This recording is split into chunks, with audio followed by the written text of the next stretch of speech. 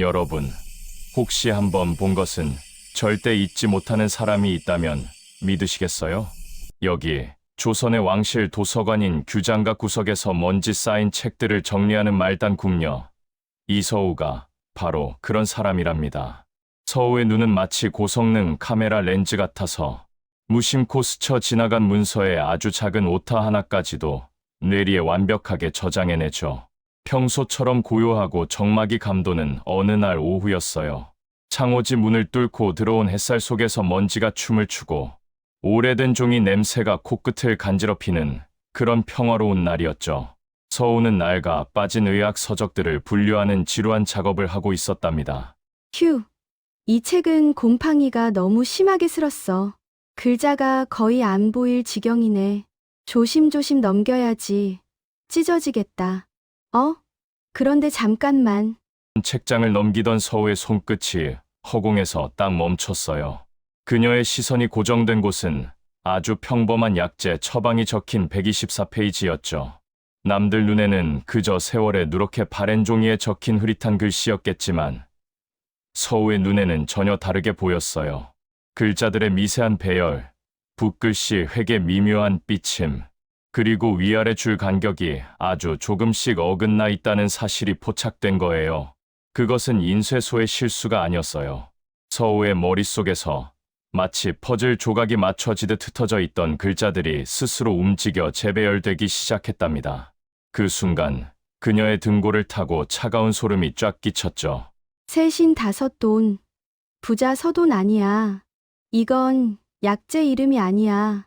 앞 글자의 받침과 뒤 글자의 모음을 조합하면 왕의 행차 붉은 깃발 아래 숨을 끊는다.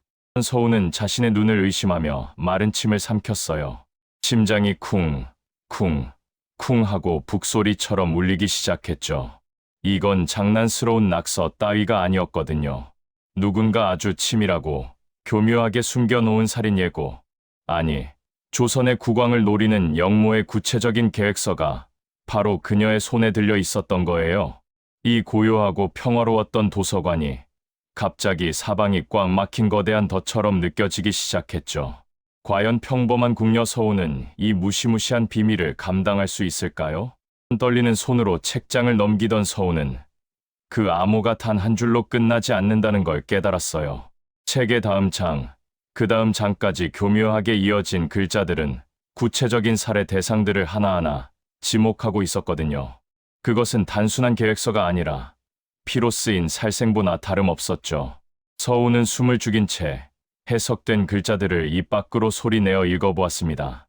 영의정 김대감은 독살, 호위대장 박 장군은 자객 매복, 그리고 세상에 전하까지. 서우의 입술이 파르르 떨렸어요. 이들의 목표는 단순히 왕 한 명을 암살하는 게 아니었어요. 왕을 호위할 충신들까지 모조리 제거하고 궁궐 전체를 피바다로 만들겠다는 끔찍하고 거대한 계획이었죠. 거사 날짜는 바로 사흘 뒤, 왕이 지병 치료를 위해 온천으로 요양을 떠나는 온행길이었습니다. 궐 밖으로 나가는 순간 왕은 가장 취약한 상태가 되니까요. 서우는 화들짝 놀라 주위를 둘러보았어요. 창호지 문 너머로 지나가는 그림자 하나에도 심장이 철렁 내려앉았죠. 평소 친근하게 농담을 건네던 내시도, 묵묵히 마당을 쓸던 나인도 이제는 모두가 의심스러웠어요. 저 웃음 뒤에 칼을 숨기고 있을지 누가 알겠어요? 이 거대한 비밀을 누구에게 말해야 할까요? 잘못 입을 놀렸다가는 쥐도 새도 모르게 우물가 시신으로 발견될 수도 있는 상황이었거든요. 아무도 믿을 수 없어. 이궐 안에 역적들의 첩자가 얼마나 깔려 있을지 몰라. 포도청도 내금이도 모두 한패일 수 있어. 하지만 내가 여기서 침묵하면 조선이 무너져. 수많은 사람들이 죽을 거야. 서우는 결심했어요. 자신의 비상한 기억력은 단순히 책을 외우는 재주가 아니라 사람을 살리고 나라를 구하는 무기가 되어야 한다고요. 그녀는 밤을 꼬박 새워 책 속의 암호를 완벽하게 해독해 머릿속에 각인시켰습니다. 글자 하나, 획 하나도 놓치지 않았죠. 이제 이 낡은 의학 서적은 세상에서 가장 위험한 문서가 되었고 서우는 걸어 다니는 기밀 문서가 된 셈이었어요. 다음 날 아침이 밝았어요. 걸레는 왕의 온행 준비로 아주 분주했죠. 색색의 깃발이 나부끼고 악기 소리가 들려왔지만 서우에게는 그 모든 소란이 지옥에서 울리는 아우성처럼 끔찍하게 들렸어요. 그녀는 살생부 내용을 품에 안고 밥도 먹지 못한 채 깊은 고민에 빠졌습니다. 누군가에게 이 사실을 알려야 하는데 대체 누구에게 알려야 할까요? 승정원, 의금부, 하지만 그곳의 높은 관료들조차 살생부 명단에 없다는 보장이 없었죠. 어쩌면 그들이 이 계획의 주동자일지도 모르니까요. 서우가 불안한 마음으로 복도를 걷고 있을 때였어요. 저 멀리서 관료들이 삼삼오오 모여 수군거리는 모습이 보였습니다. 평소라면 그냥 지나쳤을 풍경이지만 서우의 예민해진 감각은 그들의 은밀한 눈빛 교환을 놓치지 않았어요.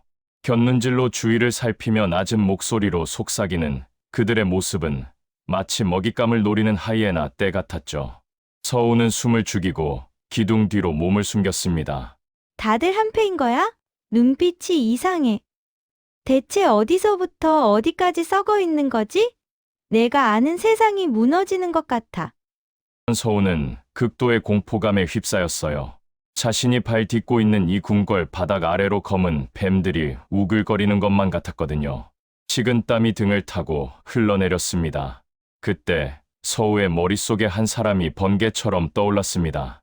규장각의 수장이자 고아였던 서우를 딸처럼 아껴주며 그를 가르쳐 주신 스승님, 최대감이었어요. 그는 청렴하고 강직하기로 소문난 분이었죠.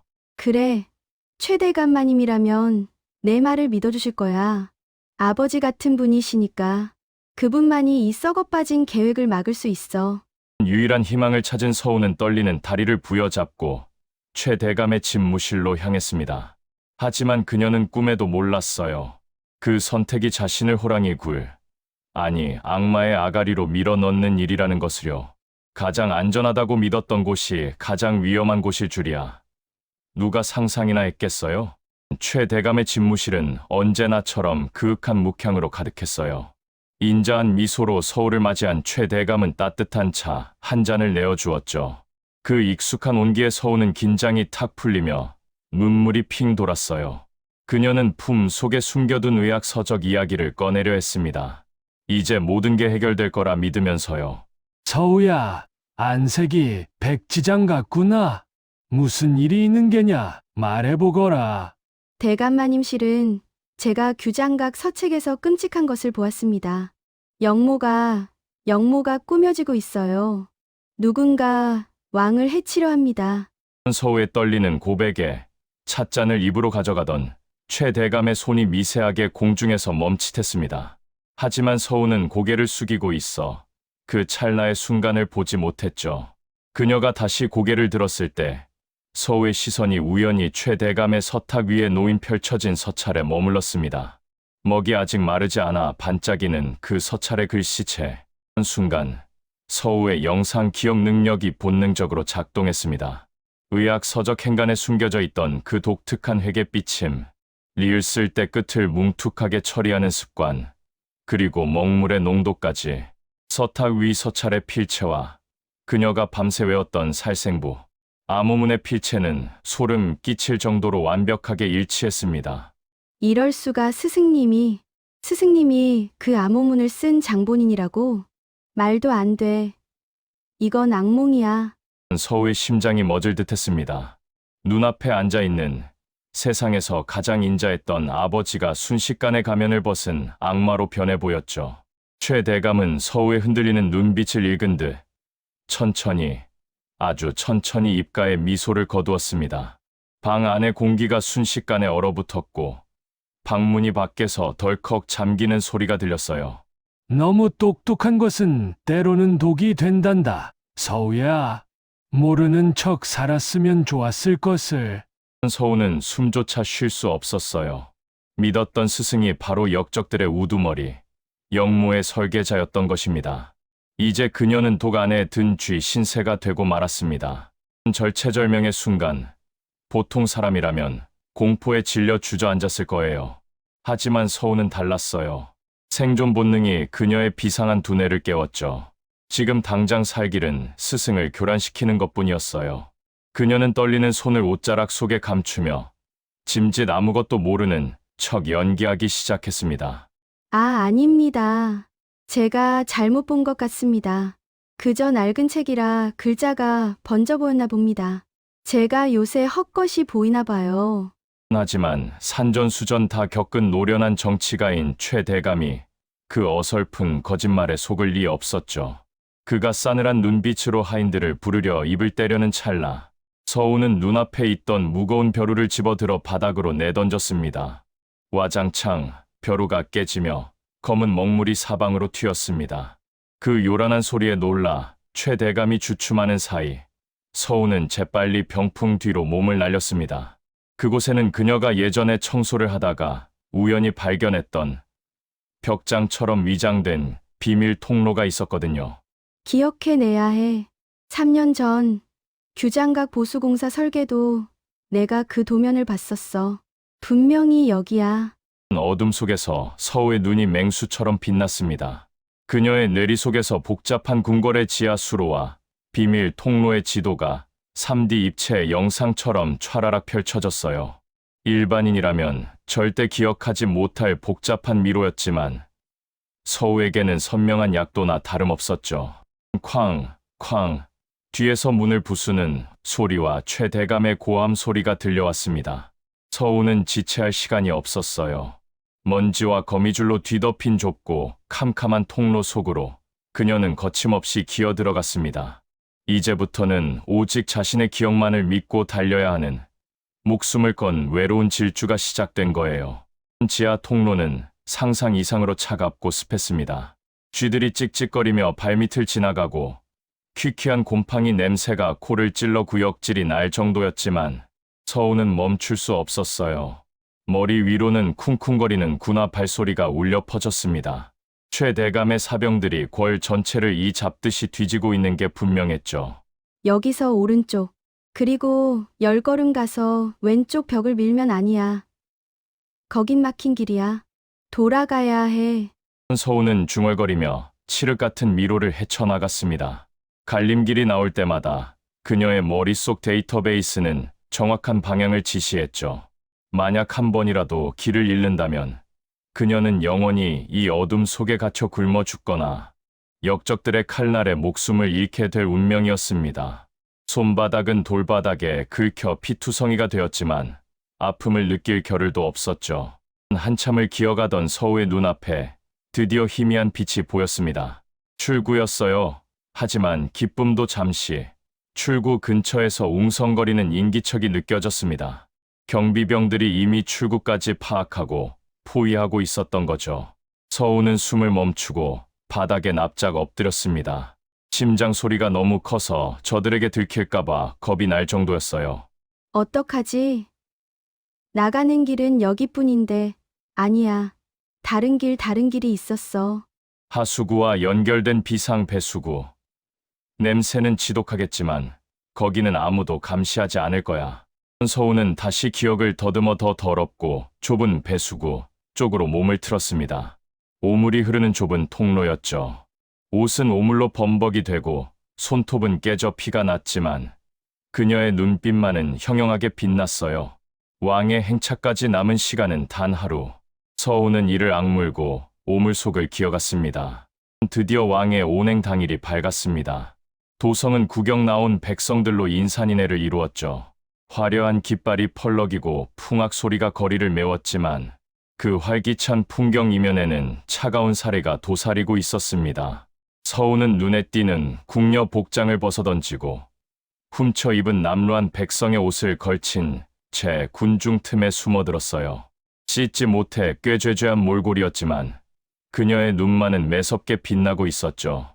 그녀의 머릿속에는 며칠 전 살생부에서 봤던 자객들의 배치도가 현실 풍경 위에 겹쳐 보이기 시작했습니다. 증강현실처럼 말이죠. 기와지붕 위세, 골목, 입구 둘 그리고 독화살을 쏘는 저격수는 바로 저기. 서우의 눈이 높은 망루를 향했습니다. 저격수가 화살을 겨누고 있었어요. 하지만 그녀 혼자 힘으로는 저들을 막을 수 없었죠. 시간은 촉박했고 왕의 가마가 사정권 안으로 들어오고 있었습니다. 그때 왕의 가마 곁을 지키는 호위무사 강도진이 보였습니다. 궐내에서 몇 번 마주친 적 있는 우직하고 빈틈없는 무관이었죠. 서우는 목이 터져라 소리치고 싶었지만 그랬다간 자객들에게 먼저 발각되어 죽임을 당할 터였습니다. 서우는 바닥에 떨어진 주먹만한 돌멩이를 집어들었습니다. 그리고 도진이 지나가는 순간 온 힘을 다해 정확히 그의 투구를 향해 던졌습니다. 챙 하는 맑고 날카로운 금속성 소리가 군중의 소음을 뚫고 울려 퍼졌습니다. 도진이 번개처럼 고개를 돌렸습니다. 수많은 인파 속에서 서우는 도진과 눈을 맞추며 간절한 손짓으로 저격수가 숨어있는 지붕 위를 가리켰습니다.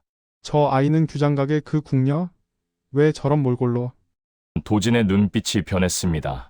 그는 서우의 절박한 신호를 본능적으로 감지하고 검 자루를 꽉 쥐었습니다. 폭풍전야, 팽팽한 긴장감이 거리를 감돌았습니다. 서우의 믿음과 도진의 직감이 교차하는 순간이었죠. 씩, 바람을 가르는 소리와 함께 지붕 위에서 독화살이 왕을 향해 날아들었습니다. 하지만 도진은 이미 준비되어 있었죠. 그는 번개처럼 검을 뽑아 허공을 갈랐고 날아오던 화살은 두 동강이 힘없이 바닥으로 떨어졌습니다. 역적이다. 전하를 보호하라. 적이 지붕 위를 쏴라. 나레이션 도진의 외침과 동시에 호위무사들이 일제히 지붕 위를 향해 활을 쏘아 올렸습니다. 서우가 손가락으로 가리켰던 위치, 정확히 그곳에 숨어있던 자객들이 비명과 함께 추락했죠. 군중들은 비명을 지르며 흩어졌고 축제의 거리는 순식간에 아수라장이 되었습니다. 하지만 혼란 속에서도 도진의 부대는 서우가 미리 알려준 정보를 바탕으로 골목 곳곳에 매복해 있던 역적들을 하나하나 제압해 나갔습니다. 그들의 움직임에는 망설임이 없었죠. 결국 최대감을 비롯한 반정 세력은 현장에서 전원 체포되거나 사살되었습니다. 왕은 무사했고 조선은 끔찍한 피바람을 피할 수 있었죠. 모든 상황이 종료된 후 서우는 조용히 인파 속으로 사라지려 했습니다. 자신의 역할은 여기까지라고 생각했으니까요. 하지만 누군가 그녀의 앞을 막아섰습니다. 피 묻은 검을 든 하지만 눈빛만은 따뜻한 강도진이었습니다. 그대의 기지가 나라를 구했소. 전하께서 그대를 찾으시오. 그냥 갈 수는 없소. 그날 이후 공식적으로 규장각 궁녀 이서우는 급병으로 사망한 것으로 기록되었습니다. 하지만 진실은 달랐죠. 그녀는 왕실 직속의 비밀 정보 조직에 발탁되었습니다. 그녀의 비상한 기억력은 이제 더 넓은 세상의 정보를 수집하고 분석하여 나라를 지키는 데 쓰이게 되었죠. 어둠 속에서 조선을 지키는 그림자, 역사책에는 단 한 줄도 기록되지 않을 영웅, 이서우의 진짜 이야기는 이제부터 시작입니다. 여러분, 혹시 길을 가다 유난히 맑고 깊은 눈을 가진 여인을 마주친다면 기억하세요. 그녀가 바로 부 대신 기억으로 조선을 구한 기억의 궁녀일지도 모르니까요.